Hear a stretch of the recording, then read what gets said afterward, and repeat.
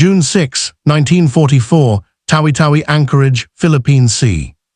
Night, the Pacific is black and silent, broken only by the low pulse of diesel engines beneath the surface. Deep below, steel creaks softly as pressure builds. Red lights flicker in the control room of the USS Harder, SS-257, a Gato-class submarine running silent and deep. Commander Samuel David Dealey, calm and steady, peers through the periscope. Outside, the sea is alive with shadows, Japanese destroyers, circling like predators, protecting the Imperial fleet anchored just miles away. Each one, a hunter built to kill men like him. Inside, the air is thick with sweat and oil. Every sound matters. A dropped wrench, a careless whisper, death could follow in seconds. The sonar man whispers, bearing, destroyer approaching. Dealey lowers the scope, speaks softly, flood tubes 1 and 2. The crew moves with silent precision. Seconds stretch into eternity. Then a thunderous whoomph, a distant crack, and through the hydrophones comes the unmistakable sound of tearing steel. One Japanese destroyer vanishes beneath the sea. It's the beginning of one of the most extraordinary 4-day rampages in submarine history. A single American sub, 5 enemy warships destroyed. And the Japanese Navy could hardly believe it. By the summer of 1944, the Pacific War had reached a critical turning point. The United States, after years of brutal island fighting and relentless naval operations, was closing in on Japan's defensive perimeter. The fall of Truk, the destruction of the Marianas air bases, and the tightening submarine blockade around the Philippines were cutting off Japan's empire from vital resources, oil, food, and steel. Yet even as the empire weakened, the Imperial Japanese Navy was not idle. Deep in the Sulu Sea, at a place called Tawi-Tawi, a massive fleet gathered under Vice Admiral Jisaburo Ozawa, the so-called Mobile Fleet. This was Japan's last great carrier force, a vast armada preparing for what it believed would be the decisive battle against the Americans, the confrontation that might turn the tide. While the world's attention was fixed on Normandy that same week, another front, quieter but equally decisive, unfolded beneath the tropical waves. For years, the U.S. Navy's silent service had been wagging a private war below the surface. At first, their torpedoes were unreliable, their tactics uncertain, and their losses severe. But by 1944, things had changed. The Gato and Valor-class submarines, combined with experienced captains and improved torpedoes, had become deadly instruments of attrition. Among those commanders was Commander Samuel D. Dealey, a Texas-born officer whose calm, methodical nature masked an unshakable resolve. His submarine, the USS Harder, was no stranger to risk. Since her commissioning in late 1942, she had already completed 4 combat patrols across the Pacific, each one more dangerous than the last. Dealey was not a flamboyant man. He didn't shout orders or seek attention. His crew called him Fearless Freddy, not for bravado, but for the strange calm he carried into combat. In battle, he was ice, unmoved, focused. By early 1944, Harder had earned a formidable reputation. Her torpedoes had already sunk multiple Japanese ships, including a destroyer escorting a convoy off the Philippines. Her crew was seasoned, disciplined, efficient, and completely loyal to their captain. Their mission now was simple in wording, but perilous in execution. Patrol the waters around Tawi-Tawi, observe Japanese fleet movements, and attack any enemy ships of opportunity. But of opportunity, in this case, meant the most dangerous prey imaginable, destroyers, ships built specifically to hunt submarines. For submariners, a destroyer was death incarnate, fast, agile, equipped with sonar and depth charges. Most subs avoided them unless cornered, yet Dealey viewed them differently. Destroyers weren't just threats, they were targets. Eliminating them meant clearing the seas for other submarines and crippling Japan's naval mobility. It was a mindset few shared, and fewer survived to prove. Harder slipped into her patrol area in late May 1944, moving along the approaches to Tawi-Tawi.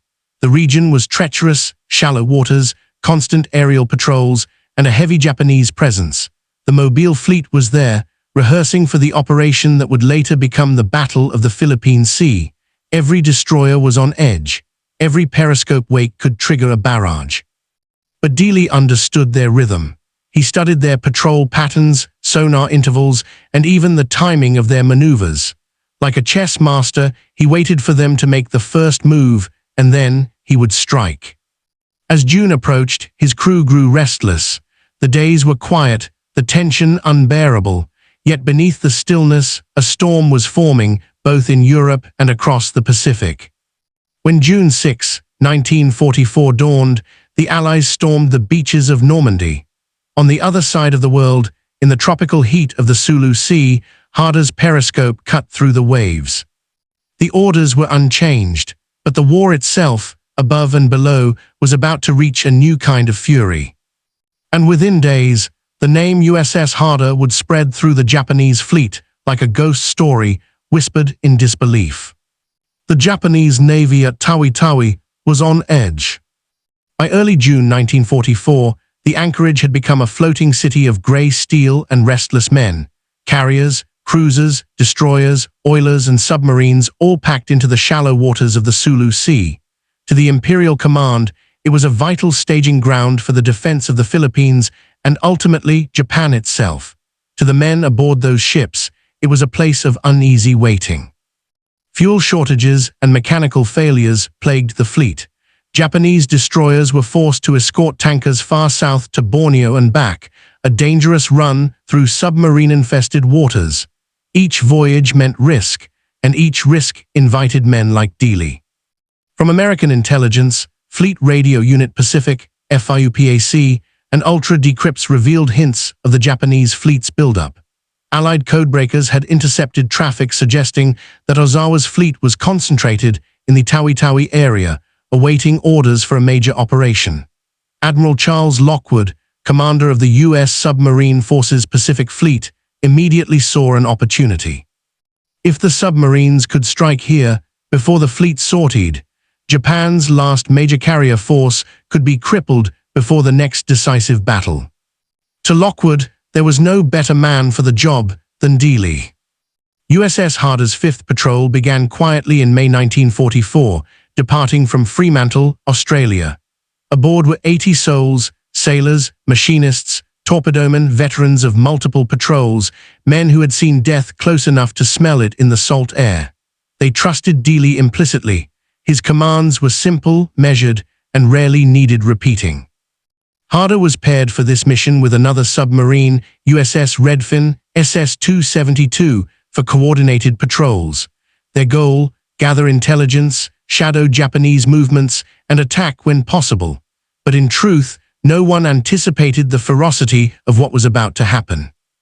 Dealey was a man of instinct as much as discipline. He had developed a reputation for striking destroyers first, often attacking at night or in shallow water where submarines were most vulnerable. His methods defied convention and terrified the enemy. On the Japanese side, confusion was mounting. Submarines had already sunk several vital supply ships en route to Tawi-Tawi, and destroyer commanders were growing desperate. The Imperial Navy had once prided itself on aggressive anti-submarine tactics, but the losses of trained personnel and ships since 1942 had eroded that edge. Now, with the Mobile fleet relying on a thin screen of destroyers for protection, each loss carried strategic weight far beyond the immediate explosion. Every destroyer sunk was one fewer ship available to protect the carriers, ships that carried Japan's last hope of turning the tide. When the first sonar report came in from the Harder, enemy destroyer sighted off Tawi-Tawi, bearing steady. No one aboard yet knew they were witnessing the beginning of a 4-day sequence that would enter naval legend. On the night of June 6, the Harder's first kill came with surgical precision. One destroyer vanished in a boiling column of fire. The shock reverberated through the Japanese ranks. Patrol boats scoured the area for the unseen enemy, dropping hundreds of depth charges. But the American submarine was gone, silent, slipping through the darkness like a phantom. Within hours, radio silence fell across Tawi-Tawi. Officers whispered of an unseen predator in their midst. By the next morning, Japanese command believed multiple submarines must have infiltrated the area. They were wrong. It was just one. As Dealey's attacks continued over the following days, always precise, always devastating, the situation at Tawi-Tawi began to unravel. Japanese destroyers, once hunters, now became the hunted. Fleet coordination broke down. Fuel convoys were delayed. Nerves frayed. Reports reached Admiral Ozawa himself, who struggled to comprehend how a single American submarine could inflict such damage. To him, it seemed impossible, a phantom warship, invisible and untouchable. By the time the Mobile fleet departed Tawi-Tawi for the Battle of the Philippine Sea, it had already suffered critical losses it could not afford. And the legend of USS Harder, the destroyer killer, was only beginning to unfold. The human angle, Commander Samuel D. Dealey. He was not the kind of man who raised his voice. Even in battle, Commander Samuel D. Dealey spoke in a calm, deliberate tone that steadied his crew. Those who served under him would later recall that his eyes gave nothing away, no fear, no excitement, only a quiet certainty. Born in Dallas, Texas, in 1906, Dealey was a career naval officer, a man shaped by discipline and faith. A graduate of the U.S. Naval Academy at Annapolis, he had served on surface ships before transferring to submarines, drawn by the claustrophobic challenge of underwater warfare. To his men, he was not a distant officer, but a figure of quiet authority. He led by example, patient, methodical, and always the first to shoulder responsibility. When Harder went deep under attack, and the hull groaned like a living thing, the crew would glance toward Dealey. If he was calm, they were calm. The men trusted him completely. They had seen him maneuver the submarine through impossible situations, slipping beneath enemy destroyers with only feet to spare. To them, Dealey seemed to carry some invisible instinct, an ability to sense when to attack, when to dive, and when to vanish. It was this composure that defined the USS Harder's fifth patrol. In the confined heat of the control room, Dealey stood motionless beside the periscope, listening to the sonar reports, calculating range and bearing in his head before issuing an order. His voice never rose above a whisper.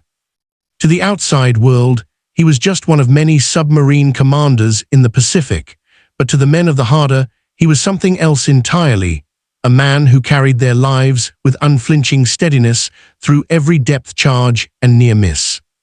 When the Navy later called him Fearless Freddy, it wasn't an invention of propaganda. It was the truth, spoken by those who had heard his calm voice in the moments before chaos. The tactical angle, the art of submarine hunting. The Harder's patrol near Tawi-Tawi became a masterclass in undersea warfare, a deadly chess match between hunter and hunted. Destroyers were the apex predators of the sea. Fast, maneuverable, and equipped with sonar, they could detect a submarine miles away. A single ping could spell death. Once contact was made, dozens of depth charges would rain down, shaking the sea like thunder, crushing steel with the weight of water. Yet Dealey reversed that logic. He turned the destroyer's aggression into a weapon against itself. By observing patrol routes and attack patterns, Dealey learned to predict their movements. Japanese destroyers often followed rigid search procedures, sweeping back and forth in predictable arcs. Dealey used that predictability against them. He would remain silent until the destroyer's turn exposed its vulnerable side, the moment when sonar was temporarily blinded by its own noise, and then he would strike. His attacks were fast and brutal.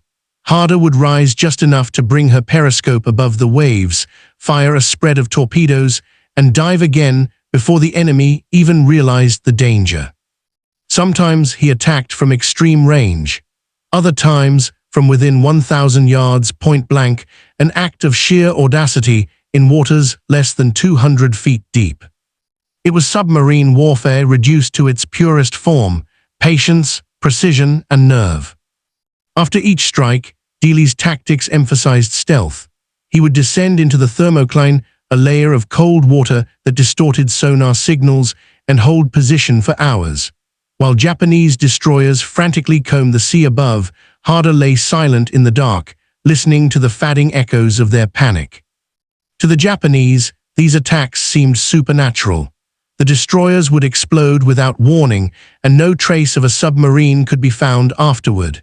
In reality, it was the result of mathematical timing and tactical genius. Dealey's approach would later influence U.S. submarine doctrine for years to come, teaching others that boldness, when coupled with precision, could defeat even the most advanced anti-submarine defenses. The technological angle, Gato-class power. The USS Harder was a product of quiet American engineering, the Gato-class submarine, a vessel built for endurance, stealth, and power.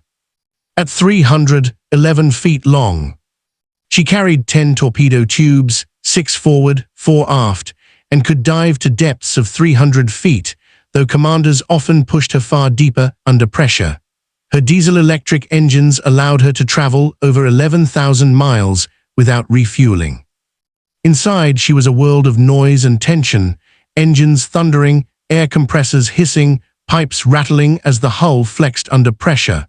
Yet every system served a purpose, to keep her alive under the sea. By 1944, Gato-class subs had evolved into finely tuned hunters. New radar systems, the SJ Surface Search Radar and SD Air Search Radar, allowed commanders like Dealey to detect enemies miles away, even in the dark. The TDC, or Torpedo Data Computer, converted range, speed, and bearing into a firing solution within seconds. Harder's crew knew how to use every piece of it. They could reload tubes in minutes, adjust trim with instinctive speed, and dive from surface to attack depth in under a minute. And perhaps most important of all, by this point, the Mark 14 torpedo had finally been fixed. Early in the war, it was notorious for running too deep, failing to detonate, or circling back on its own submarine. By 1944, those flaws were corrected. Now, when Dealey fired, his torpedoes struck true, and the results were devastating. The combination of new technology and human mastery made the Harder a deadly instrument. But it wasn't just machines that sank ships. It was the precision, courage, and cold patience of the men who wielded them. In the dark waters off Tawi-Tawi, that fusion of man and machine would make history. The enemy's perspective, fear beneath the flag. From the decks of the Imperial Japanese destroyers, the sea had turned from protector to predator. For years, Japan's naval officers had trained to hunt submarines. They had once been the masters of the Pacific, confident in the power of their surface fleet and the precision of their seamanship.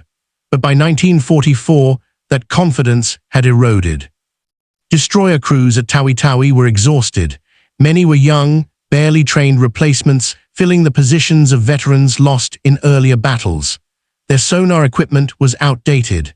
Their depth charge patterns, though drilled endlessly, were based on assumptions the Americans had already outgrown. When the first destroyer was lost to Harder's torpedoes, disbelief rippled through the anchorage. The Japanese believed multiple American submarines were coordinating attacks, circling them like wolves. Orders went out to hunt them down, and destroyers fanned across the sea, dropping hundreds of depth charges. They found nothing. To the men aboard those destroyers, the unseen enemy became something almost supernatural, a ghost that struck without warning, invisible and merciless. Sailors whispered rumors that the Americans had invented new kinds of submarines, or that they were using magic devices to vanish beneath the waves. In truth, it was not magic but mastery. Harder's attacks were so precise that Japanese commanders couldn't believe a single submarine could be responsible. After each sinking, they revised their estimates upward, 2 subs, 3, maybe even a wolf pack. The psychological toll was immense. By the end of Harder's 4-day assault, Japanese destroyer crews were firing at shadows, launching depth charges into empty water at the slightest sonar contact. The hunters had become the hunted. And in the silence that followed each attack, as the oil slicks spread across the water, the legend of an invisible killer beneath the waves grew stronger. The psychological angle, the weight of silence.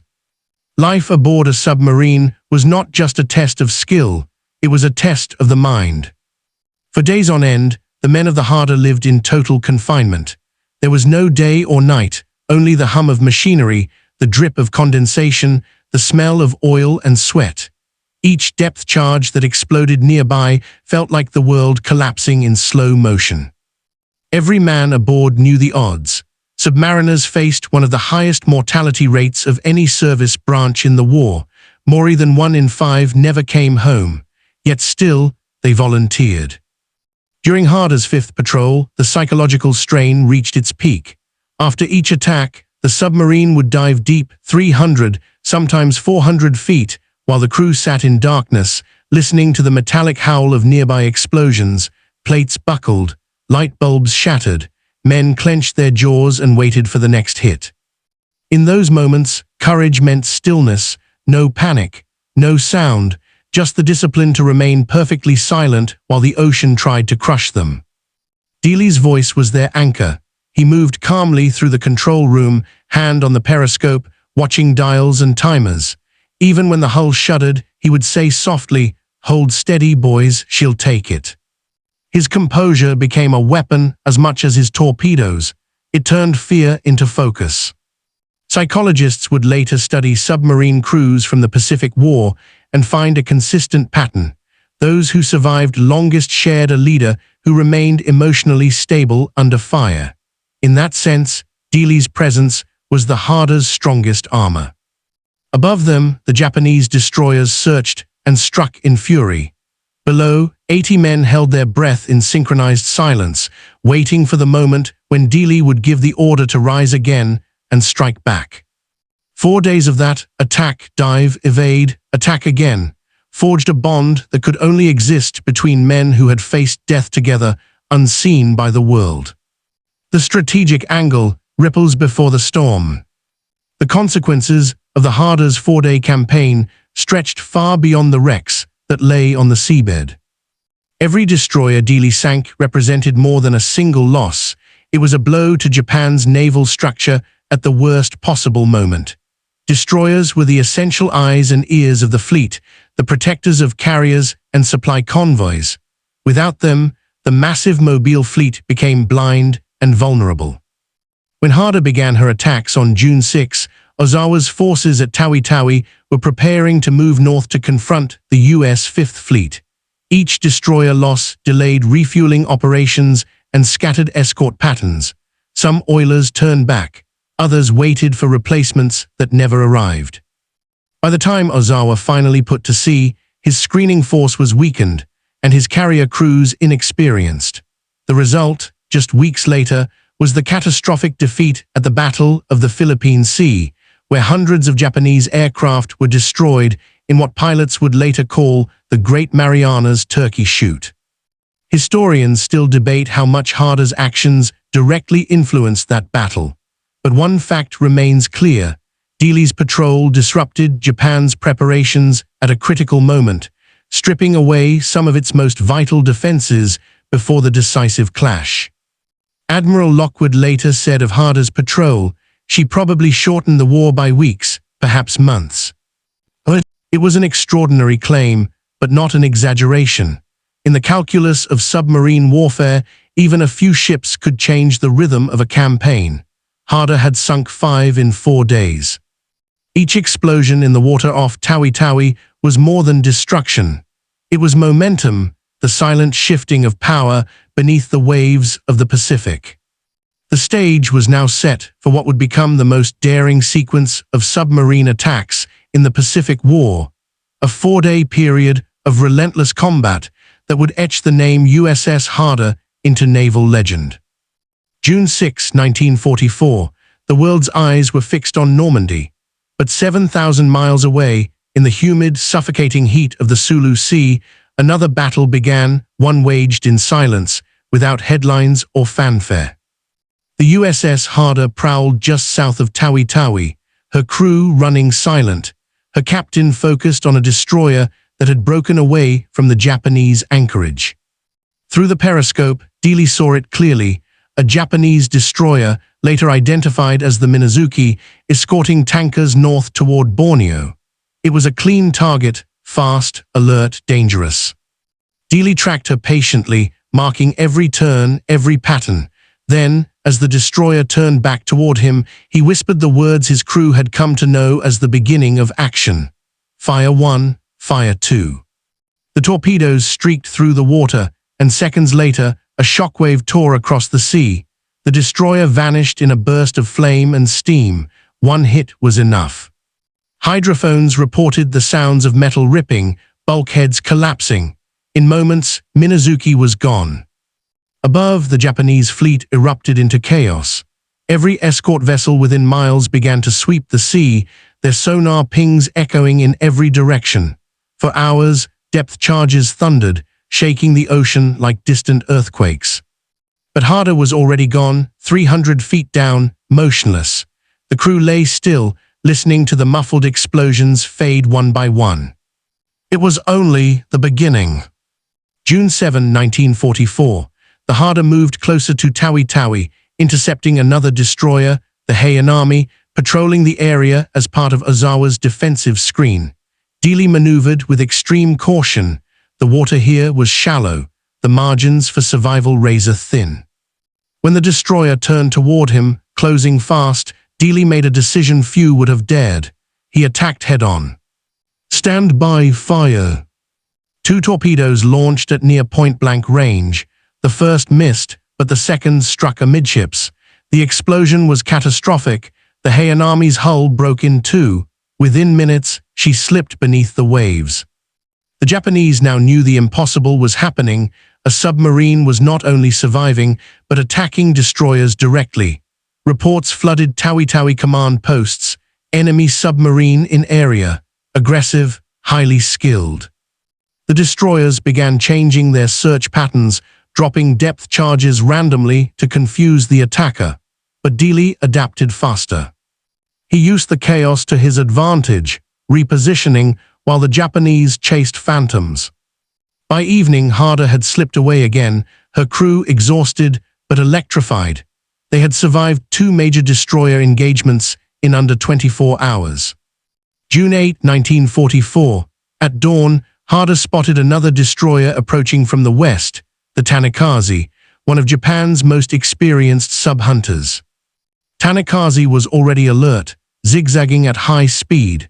She had been hunting reports of an American submarine nearby, the very ghost that had sunk her sister ships. It became a duel of nerves. Dealey followed at periscope depth, barely keeping the destroyer in view. Hours passed in a tense game of pursuit and evasion. Then, at 07:50, Tanikaze turned sharply, exposing her broadside. Dealey's voice broke the silence once again. Fire 1, Fire 2, Fire 3. 3 white trails surged outward. The crew held their breath.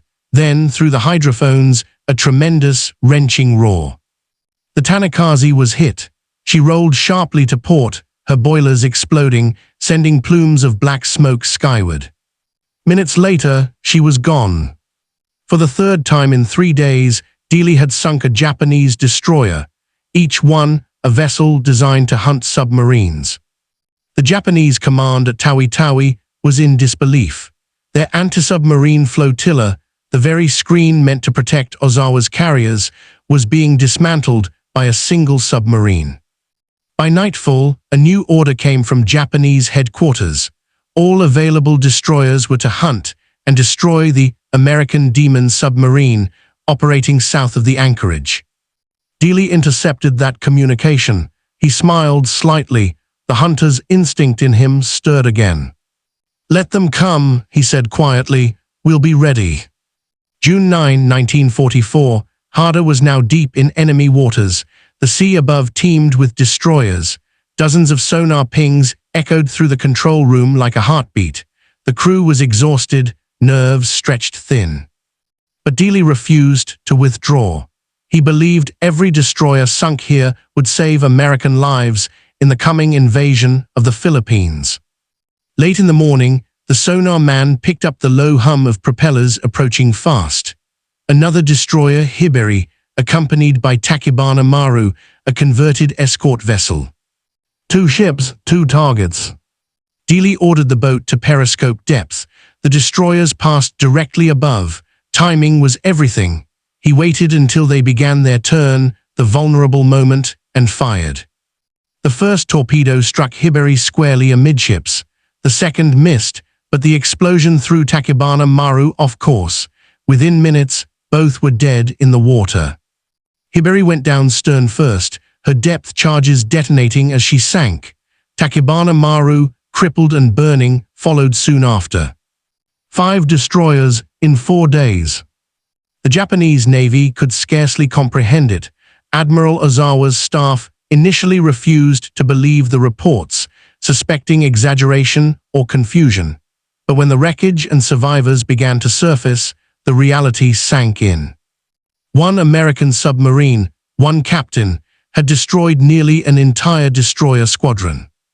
The name Harder spread through Japanese radio chatter like a curse. Crews whispered it before setting out, unsure if they would return. In a war defined by massive fleets and aircraft battles, this was something different, a single, precise blade cutting deep into the heart of an empire. The sea was quiet again, deceptively so, 5 destroyers gone in 4 days. The ocean, once patrolled by Japan's hunters, now belonged to the hunted. Yet Commander Samuel Dealey knew his success had made him the focus of every enemy ship in the region. The Japanese response was immediate. Dozens of destroyers and patrol vessels converged on the area south of Tawi-Tawi, dropping depth charges in patterns so dense the sea floor itself seemed to tremble. Aircraft from nearby bases swept the horizon, searching for the faintest periscope wake. But Harder was gone. Dealey had moved westward, deeper into the Sulu Sea, to regroup with USS Redfin, his companion submarine on the coordinated patrol. The 2 commanders met briefly at sea, a rare sight in submarine warfare. Through the mist, Harder's crew saw Redfin's conning tower rise from the water. A short exchange followed over the signal lamp. "Sank 5 destroyers in 4 days. Unbelievable," came the reply. Redfin's captain, Commander Roy Benson, later recalled that moment with awe. "We thought he was exaggerating, but Dealey wasn't the kind of man to boast. If he said 5, it was 5. The encounter was brief. Both submarines submerged again, vanishing beneath the waves as Japanese search planes passed overhead. In those days, submarines operated far beyond the reach of support or rescue. Every dive was a gamble, every torpedo a chance at survival. But what Dealey had accomplished was so far beyond expectation that even Admiral Lockwood, reviewing intercepted reports at Pearl Harbor, struggled to believe them. Lockwood sent a message to all Pacific submarine commands. "The Harder has struck an unprecedented blow. Continue to press the advantage." Back at Tawi-Tawi, confusion reigned. Destroyer captains debated whether to remain in port or risk open water. Fuel convoys halted, unsure of safe routes. Some commanders refused to sail at night. For the first time, Japanese fleet operations were paralyzed by fear, not of aircraft, but of something unseen. The attacks also had an operational consequence. The Mobile fleet was delayed in its departure toward the Philippine Sea. The delay was small, measured in days, but its effect rippled outward. When Ozawa's carriers finally sailed to face Admiral Spruance's 5th Fleet, their destroyer escorts were reduced and their coordination weakened. A few more days of preparation might have altered the scale of that coming disaster, but Harder had stolen those days. On board Harder, exhaustion mingled with quiet triumph.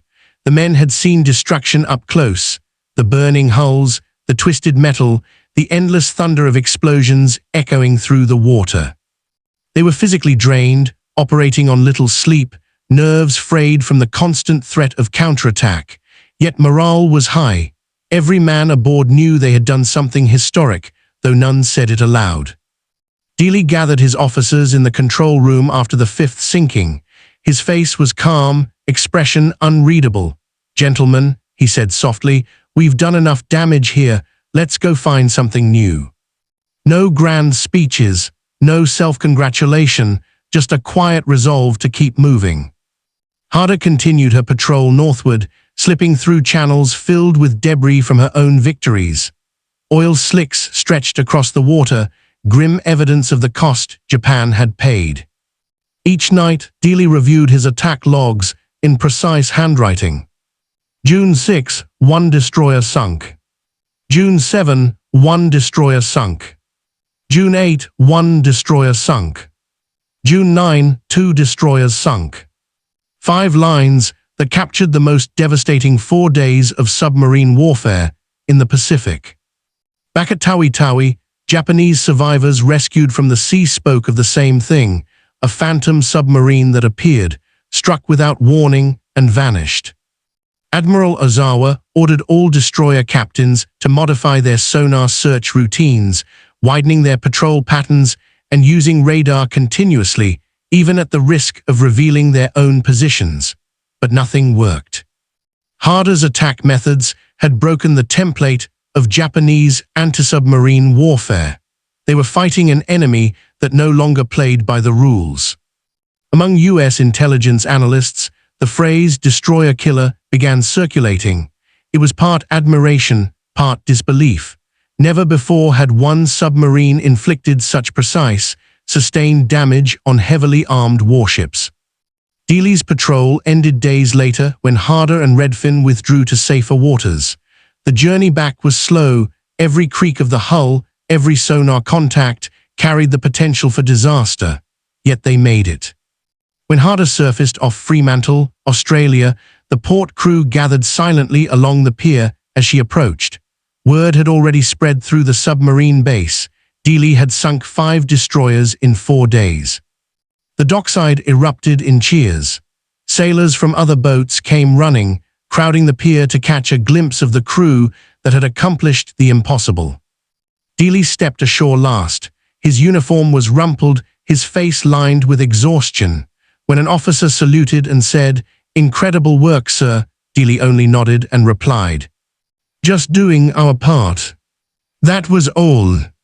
In the weeks that followed, the USS Harder's 5th Patrol Report became required reading across the Pacific Submarine Force. Commanders studied every page, every maneuver, every timing interval. Naval intelligence debriefed Dealey extensively, trying to understand how one man could turn destroyer hunting, the most suicidal tactic of the war, into a methodical success. The Harder's name was carved into history not through luck, but through precision, composure, and nerve. But even as Dealey's triumph spread through Allied ranks, fate was already setting the stage for his final chapter. Because his 6th patrol, the one that followed, would be his last. In the weeks following USS Harder's return from her 5th patrol, word of her record-breaking success spread through the entire U.S. Navy. At Fremantle, sailors spoke of her as if she were a living legend, the submarine that had humiliated Japan's destroyer fleet in its own backyard. Admiral Charles Lockwood, commander of U.S. submarines in the Pacific, was elated. He sent a personal congratulatory message to Dealey. "Sam, you and your boys have written a new chapter in submarine warfare. 5 destroyers in 4 days, that's one for the ages." But behind the admiration was a growing recognition of what this meant strategically. Japan's destroyer fleet was not merely losing ships, it was losing time, cohesion, and confidence. The shockwaves of the Harder's patrol rippled through every level of the Imperial Navy. Survivor reports, intercepted by Allied intelligence, revealed chaos among the Japanese ranks. At Tawi-Tawi, fuel convoys halted for days, fleet coordination suffered, destroyer escorts hesitated to leave port, and carrier operations were postponed.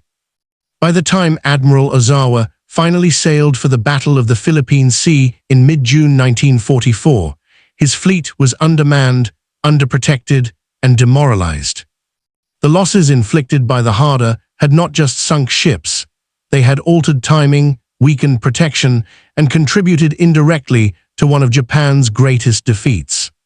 In Washington and Pearl Harbor, the Harder's patrol report was studied line by line. Naval analysts noted how Dealey had used aggression in shallow water, the very condition most submariners avoided, and turned it into advantage. He had forced Japanese destroyers, the hunter-killers of the sea, into fatal overconfidence. Each time they charged in with depth charges, he anticipated their turn, predicted their pattern, and fired torpedoes into their path. It was clinical, it was fearless, it was revolutionary. The Navy awarded Dealey the Navy Cross for this patrol, his third. His men received commendations across the board, and yet, for all the recognition, Dealey remained characteristically quiet. To his crew, he was the same as always, calm, humble, and steady. When one sailor congratulated him on becoming a Navy legend, he reportedly shrugged and said, "Legends don't have to go back out there again." But he would. In August 1944, barely 2 months after the Harder's return, Dealey was ordered to sea once more, his sixth patrol. This time, his mission would take him back into enemy-controlled waters off Dassault Bay, north of Luzon. It was an area crawling with Japanese patrols, destroyers, minesweepers, and coastal radar. Lockwood himself hesitated to send his best commander into such a trap, but Dealey insisted. "We've got to keep the pressure on," he said. "If we stop now, they'll recover." Those words reflected not bravado, but conviction. On August 21, 1944, Dealey and USS Harder departed Fremantle on what would become their final patrol. They joined a small wolf pack with USS Harder and USS Hake, patrolling the same treacherous waters that had brought them fame just months before. At first, it seemed like another victory was near. Reports from Harder indicated that Harder had sighted a Japanese convoy and successfully attacked, but days later, the messages stopped. Then came a final transmission, brief, coded, and chilling. "Enemy destroyer sighted, closing to attack." That was the last anyone ever heard from USS Harder. Japanese records later revealed what had happened. On August 24, 1944, the destroyer CD-22 detected a submerged submarine off Dassault Bay. It dropped 5 depth charges. The 5th exploded deep, too deep. A column of oil and debris surfaced minutes later. The Harder and her 80-man crew were gone. No survivors. Lockwood, on hearing the report weeks later, was silent for a long time.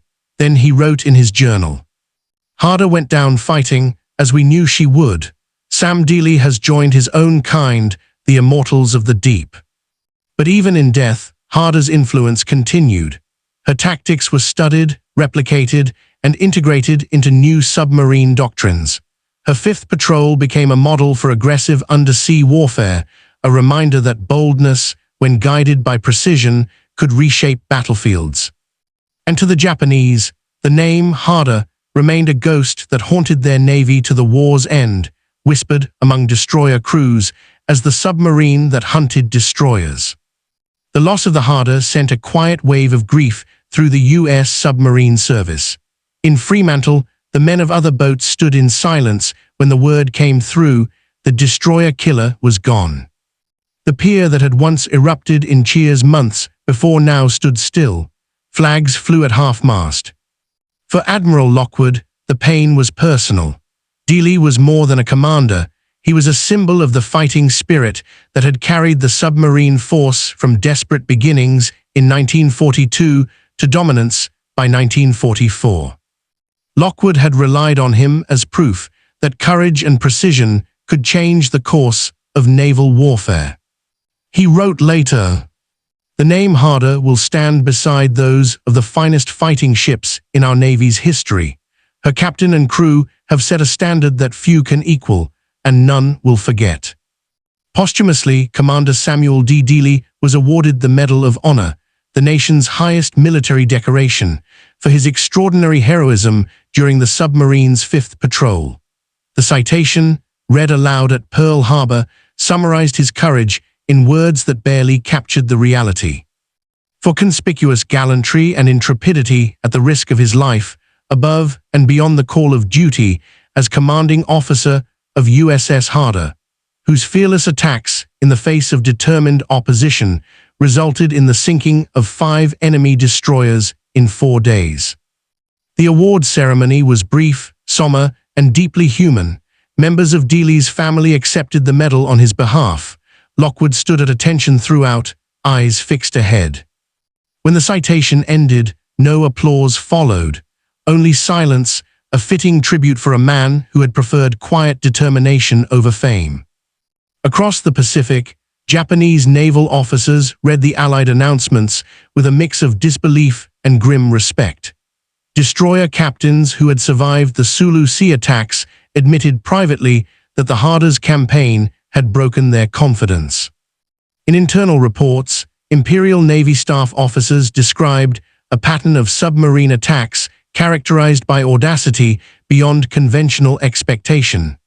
Some believed multiple U.S. subs had worked in concert.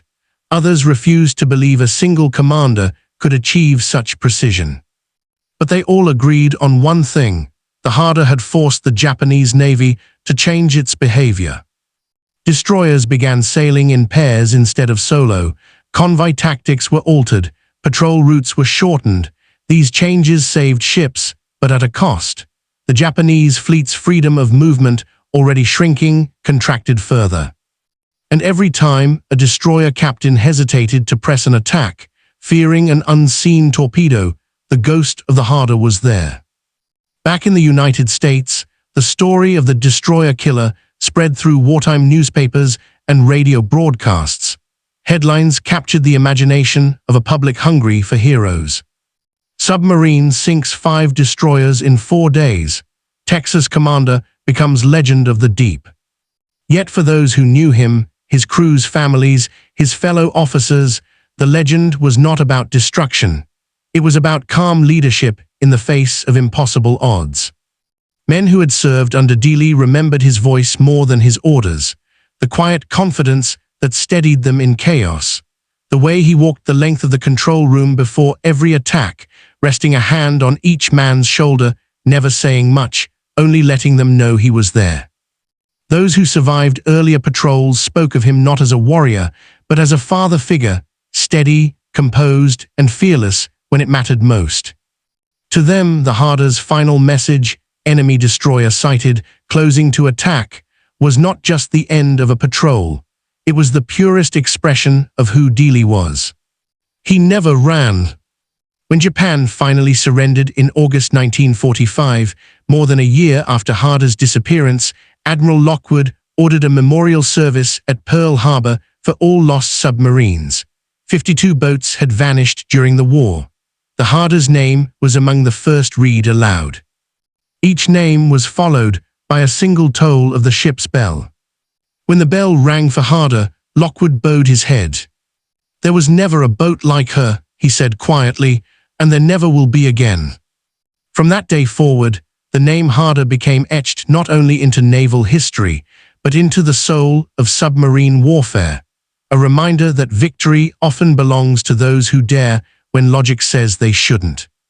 The Harder was gone, but her shadow still moved beneath the waves of the Pacific, in every quiet moment before a torpedo was fired, in every commander who chose to attack rather than evade. Her legend endured where steel could not. War is often measured in numbers, ships sunk, men lost, territories captured. But beneath the statistics lies another truth. Courage, calculation, and human instinct can shape outcomes in ways that numbers alone cannot capture. The story of USS Harder and Commander Samuel D. Dealey is a testament to that truth. In 4 days, one submarine altered the rhythm of the Pacific War. 5 Japanese destroyers, each a predator in its own right, fell to precise, fearless attacks beneath the waves. The victory was not just mechanical or tactical, it was profoundly human. Dealey's calm, meticulous leadership, paired with the discipline of his crew, transformed risk into lethal opportunity. In the dark, pressure-laden confines of a submarine, courage is quiet. It is measured not in gestures or speeches, but in the steady hand guiding a torpedo tube, the silence of men listening to the sonar echo, the patience to wait for the perfect moment to strike. For 4 days off WWII, that quiet courage reshaped the battlefield. The Japanese Navy never fully recovered from the psychological and strategic blow. The Mobile fleet sailed later, but with weakened screens and fractured confidence, a subtle yet decisive ripple that contributed to the Allied triumphs that followed in the Marianas and the Philippines. Yet beyond the tactical and strategic outcomes lies a more enduring lesson. Harder's story reminds us that in war, as in life, mastery and courage often coexist in tension, the human mind and spirit navigating the deadly machinery of conflict. One man, one crew, one submarine, invisible beneath the waves, could hold entire fleets at bay. And in that quiet, invisible theater of war, history is often written not in headlines, but in the unspoken discipline, resolve, and sacrifice of those who operate in the shadows. Commander Dealey and the crew of Harder paid the ultimate price, yet their legacy endures in every submarine patrol, every naval strategy lesson, and in the memory of a war fought not just with fleets and planes, but with courage, precision, and relentless resolve.